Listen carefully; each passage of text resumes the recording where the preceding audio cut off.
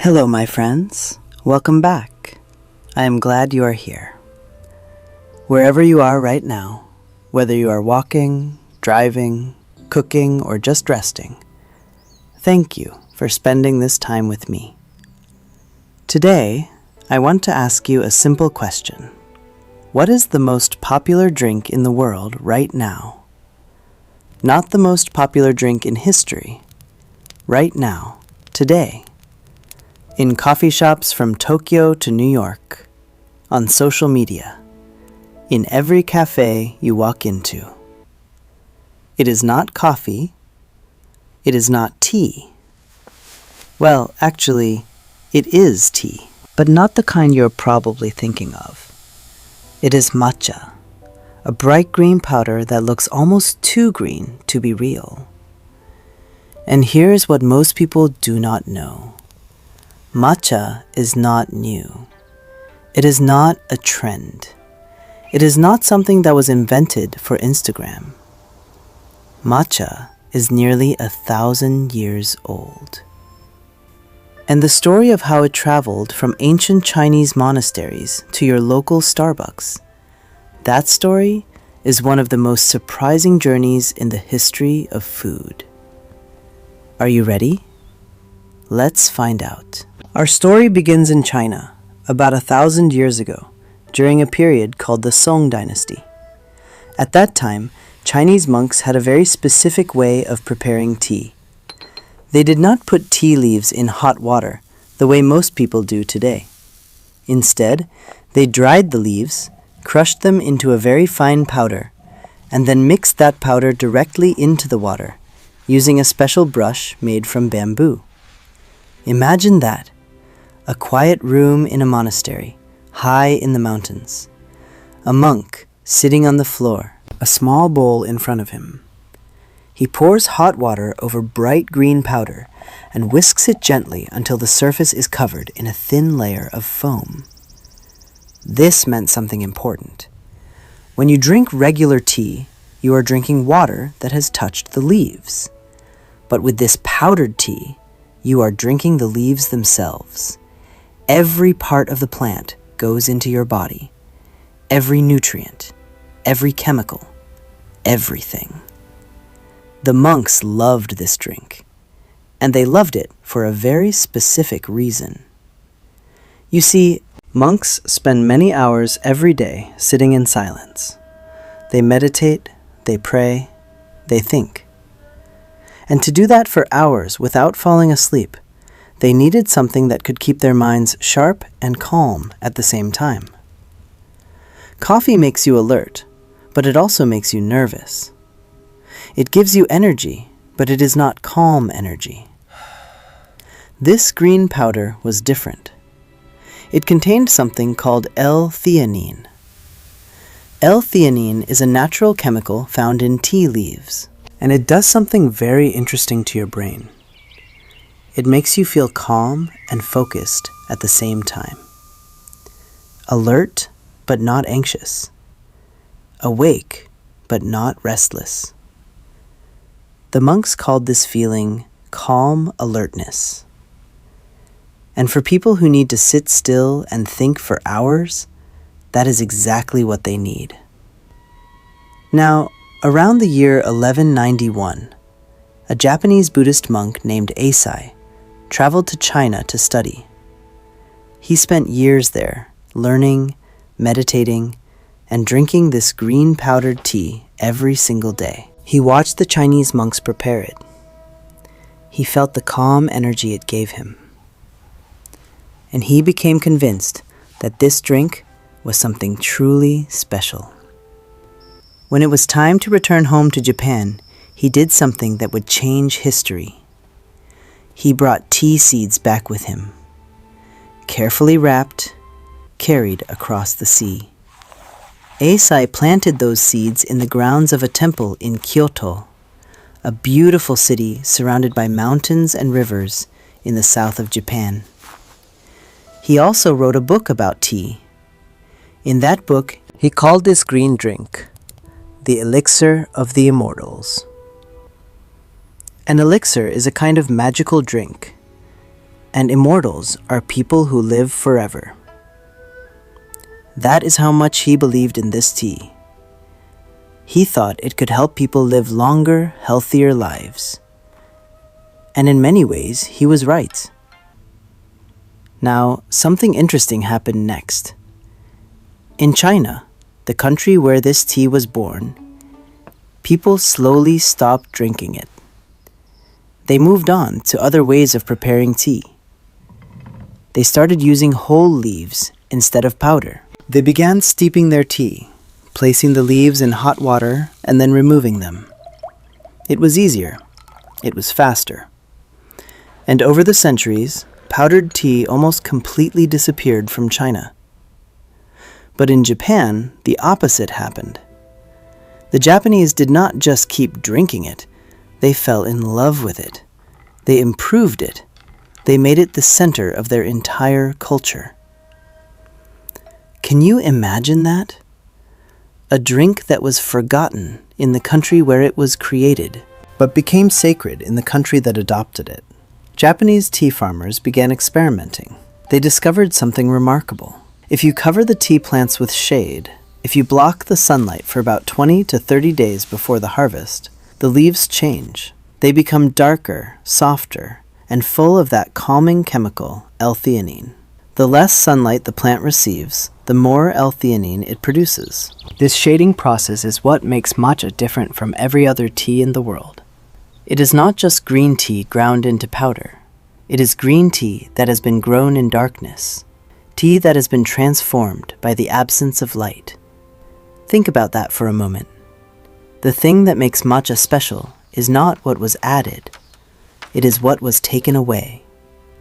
The Japanese farmers also developed a very precise way of grinding the leaves. They used stone mills, heavy, slow, carefully carved stone mills that could only produce about 30 grams of matcha per hour. That is less than the weight of 2 tablespoons. 1 hour of grinding for 2 tablespoons of powder. This is why real matcha is expensive. It is not a factory product.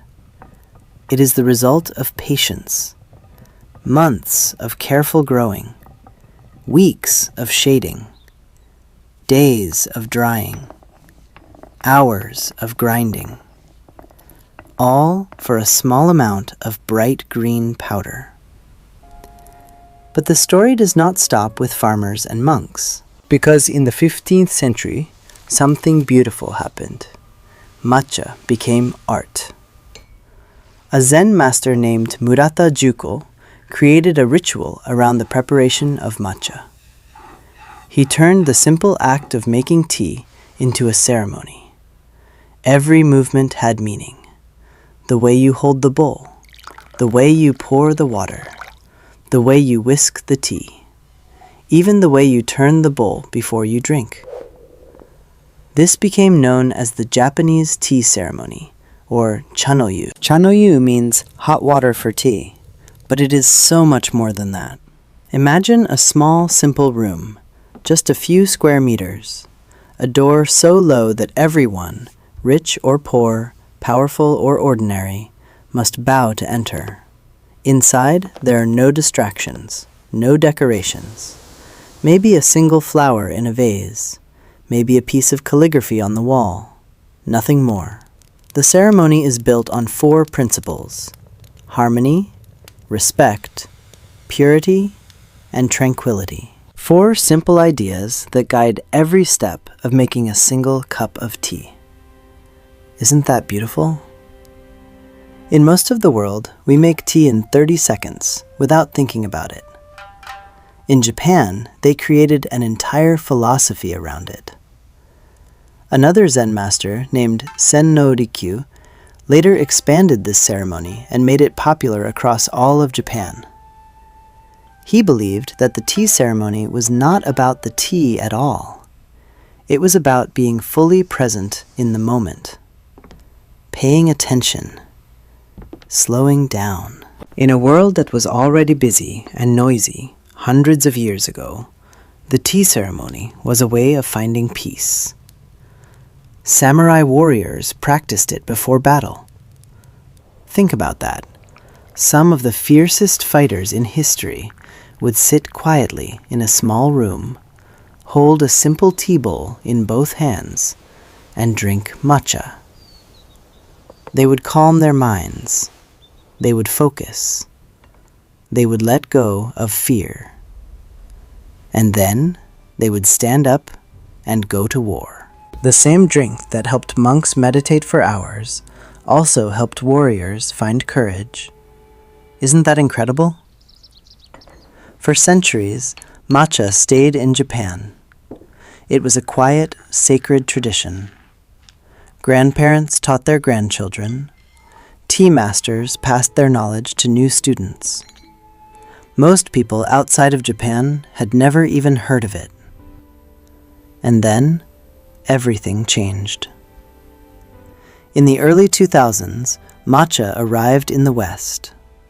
And it arrived at exactly the right moment. People were becoming more interested in health. They wanted alternatives to coffee. They wanted natural energy. They wanted superfoods. They wanted something that felt ancient and modern at the same time. Matcha checked every box. It has more antioxidants than regular green tea. In fact, 1 cup of matcha contains as many antioxidants as 10 cups of normal green tea. More than blueberries, more than spinach. It gives you energy without the crash that coffee causes. It helps you focus. It is connected to thousands of years of tradition and culture. And, let's be honest, it is a beautiful, bright, vivid green color that looks incredible in photographs. In the age of social media, that matters. The numbers tell the story. The global matcha market was worth about $4 billion in 2024. By 2033, experts predict it will reach nearly $8 billion. Matcha production in Japan almost tripled between 2010 and 2023. Starbucks now sells matcha drinks in thousands of stores around the world. But here's something that most matcha lovers do not know. Most of the matcha sold outside of Japan is not real matcha. True matcha, ceremonial grade matcha, must come from shade-grown leaves that are carefully stone ground. It takes enormous effort and skill to produce. Much of what you find in coffee shops and supermarkets is actually regular green tea powder, sometimes mixed with sugar, sometimes mixed with other ingredients. It looks like matcha. It tastes a little like matcha, but it is not the same thing. Real matcha, the kind that monks and samurai drank, is still made the old way, in small farms, in places like Uji near Kyoto, by families who have been growing tea for generations, using stone mills that move slowly, patiently, producing just a few grams at a time. There is something poetic about that, isn't there? In a world that moves faster every year, the best matcha in the world is still made by people who refuse to rush. So, my friends, think about what we have discovered today. 1,000 years ago, Chinese monks crushed tea leaves into powder to help them meditate. A Japanese monk carried seeds across the sea because he believed this green drink could change lives. Japanese farmers learned that growing tea in darkness made it better. Zen masters turned a simple drink into a ceremony about harmony and peace. Samurai drank it before battle, and now, 1,000 years later, you can order it at a coffee shop on your phone. The story of matcha teaches us something simple but important. The best things in life are not made quickly. They are made slowly, with care, with patience, with respect for tradition. And maybe that is why matcha is so popular right now. In a world that moves faster every day, people are looking for something that asks them to slow down. even if it is just for the time it takes to drink 1 cup of tea. Next time you see that bright green drink, in a cafe, on a screen, or in your own hands, remember what you are looking at. 1,000 years of history, monks in Chinese mountains, a single man carrying seeds across the sea, farmers growing tea in darkness, warriors finding peace before battle, and stone mills turning slowly, slowly, slowly. All of that in a single cup. Thank you for listening today, my friends. Thank you for taking this journey with me. I hope you enjoyed this story. Keep listening, keep learning, keep discovering. I will see you in the next story.